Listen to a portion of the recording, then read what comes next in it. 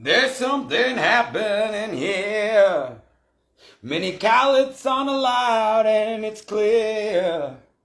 They say there's healing, but there's so much fear.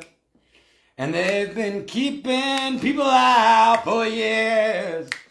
It's time we stop cowlets. What's that sound? Everybody should be allowed in town. Stop cowlets. What's that sound? You've been beating people all around. Stop cowlets. What's that sound? Generational trauma holding us down. Stop cowlets. What's that sound? Not everybody is allowed in your town. Stop cowlets. What's that sound? You aren't making everybody proud. Stop cowlets, what's that sound? Bring everyone around, call him a clown. Call him he's unworthy and show him around. Make him feel ugly cause he's brown. Make him feel ugly cause he's brown. Make him feel ugly, unworthy, and unloved. Make him feel that with your government glove.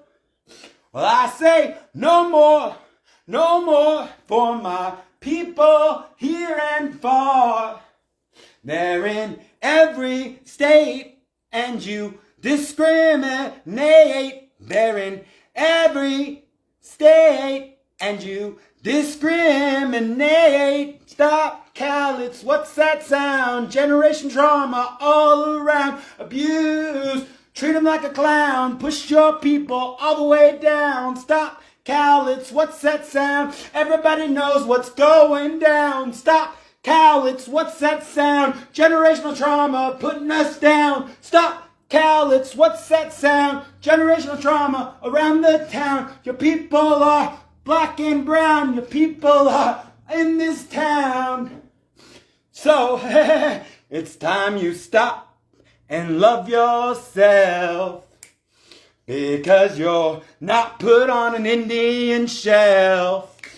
They don't want you around, and they don't love you at all. There's all this trauma, and then we need more falls, cause we're not welcome here, and we're not welcome there. Where's your reservation? Your people are in despair. So they call you crazy and lazy, and they make fun of you cause your brain kinda gets hazy when your generational trauma takes over and you can't get out of your house cause you're going nowhere fast. Cause they wanted to make sure you didn't last. So you call reservation, and you call reservation, and you call reservation, and you call reservation, and you call reservation, and you get a call from home, never from your own nation. From reservation to reservation, they told us concentration on top of concentration camp. Well, they made millions of dollars, and they made trillions of fans, and they made an empire on top of our ancestor land. So we asked for it back, and we asked for it back, and we asked for policies that save our lives. But it doesn't matter, cause nobody's listening, and you're screaming at night, and you're taking your life. So stop those conversations inside, cause you matter no matter what reservation, concentration camp they took you from. Nobody listens and nobody cares. Where is your wisdom? It's trapped in despair. See, we're not allowed to come in as one, because they will go ahead and show you their gun. If you stand up and fight, if you try to make it right, they'll drown out your light, and it'll keep you up at night. So stand up and say, we won't go away. We're allowed to stay. We're allowed to stay. Nobody's listening. Far from from home. Reservations were concentration camps that took us all into a place of ununderstanding in a system that broke us. Where are the advocates of our land? We are the stewards. We are the Spirit. Great Spirit will guide us and give us our truth.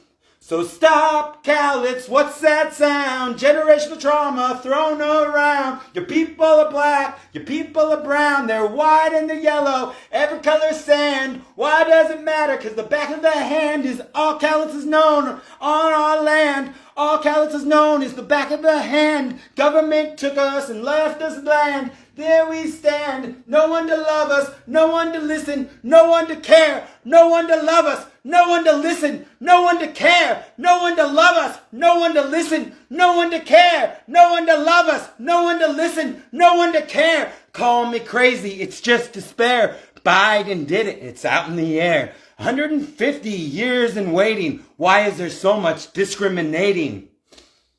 Love yourself. We're not welcome. They're apologizing for what? Taking us, removing us, culturally genociding us? It doesn't change the lives we've lived. Show us the truth. Give us some land.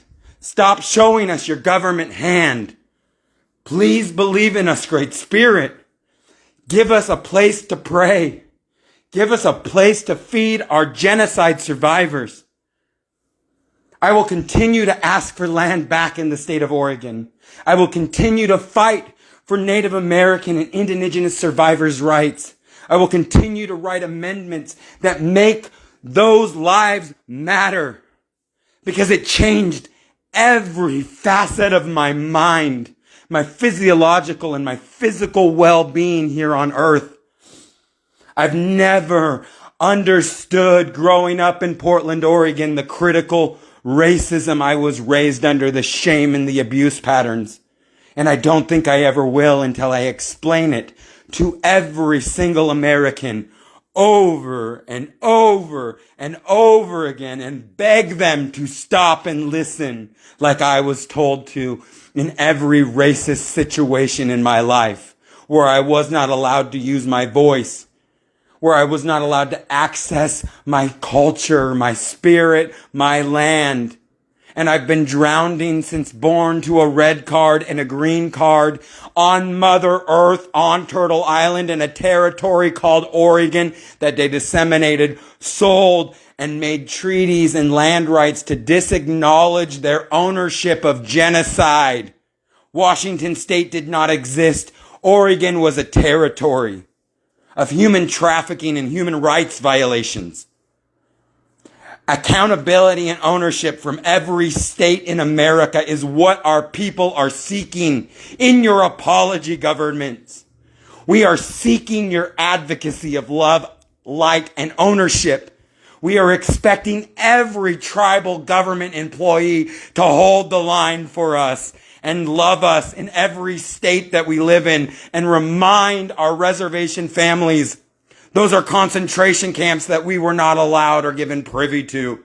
We were here to defend the light on Mother Earth outside in the darkness of every color of north, south, east, and west. And we pray into you deeper and harder, because the fights that we're doing alone are terrifying. That's why generations are dying outside on the streets of homelessness, with Native Americans, American Indians, and Hawaiian and all the indigenous survivors of the residential schools dying outside at an 18% influx, with a systematic and systemic poverty limit 500 times the American population. So an apology is just the beginning of the ratifications and the treaty-bearing rights that our governments are allowed to ask for in your apology. Forgiveness is also understanding $27 trillion was made off of my family's genocide. $27 trillion off of our lives. And an apology is going to open the floodgates of anger. So the road to healing better be ready for the voices of Native ensauverment, Native abuse, Native genocide, land rights acknowledgments, federal insurance and policies to protect us in every state we live in, housing that matches your $7 trillion gains, medical coverage that gives our people teeth that you've been pulling out on reservations as you give us lack and limited dental care. If a tribe is worthy of your union's understanding under your God, Great Spirit is triggered. Great Spirit is asking for more. Great Spirit is in a misunderstanding of your apology. Are you going to do more? Are you going to accept us? Are we going to be off of our concentration camps? Are we going to be worthy of the love and light you took from us for generations? That is the question many Native Americans feel inside their spirit, but they are too scared to ask. So I hold the blue light of understanding for the truth of our genocide. What does it mean when we go from reservation to reservation that you send us to and we're banished and we're abused and we're unworthy and we're unwelcome, and you do it at the state's door? Then you put us through court trials to get health insurance, to shame us, abuse us, and neglect us further. That is what I am experiencing in the state of Oregon. So I don't understand the road to healing. I don't understand Biden's address. I don't understand Secretary Dobb Howland's direction. I understand my shame. I understand my neglect. I understand my abuse, my unworthiness. I understand the removal from my state. I understand the removal from my reservation. I understand my brown identity that's never been enough, but it's always been wrong. I understand my culture and I hold that truth. And I pray for the state of Oregon to do the right thing for our tribes, for the genocides that happened in the ancestral area of Multnomah County, Vancouver, Washington. You divided and created those lines as you stole land and you appropriated documents over a genocide. And the accountability is not only in an apology of your $27 trillion gain. It is in land. It is in retributions. It is in keeping us alive and putting us on a pedestal of security that you've been doing for yourselves and understanding your privilege for generations. Our physiological elements from our genocide are changed. Our bodies are shutting down in fear, anxiety, depression. Our teeth do not exist in our mouth because we are sent to reservations to have them pulled out by the government's direction of the health care they've told us we're worthy of for generations. We do want your love. We do need to heal. We need it from our nations.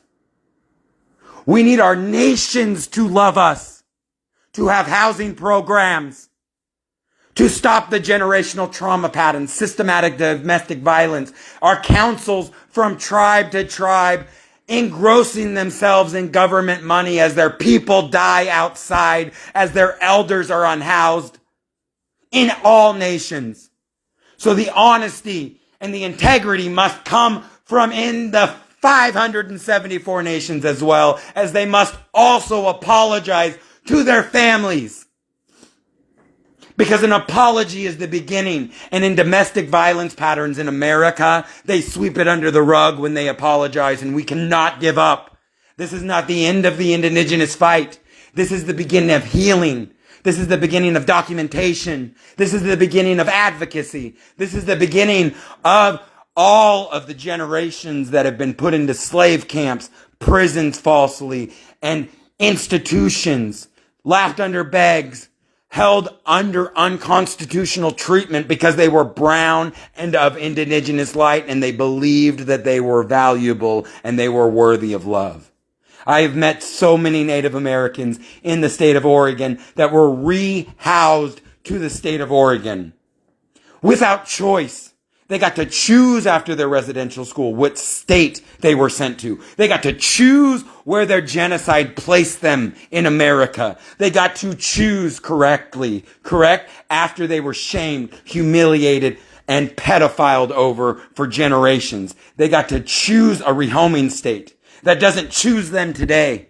The state of Oregon is neglecting indigenous people and creating and fostering a state of racism and internal injustice, discrimination, and hate. As humans of every color of the rainbow die in the streets in Oregon, the human condition is broken due to the genocide. The apology is the beginning of allowing us into a genocide acceptance and being able to speak properly to the concentration camp of Oregon. The state of Oregon is a concentration camp of the human condition. They are repeating what they did to the indigenous families, to the indigenous members of the community of every color.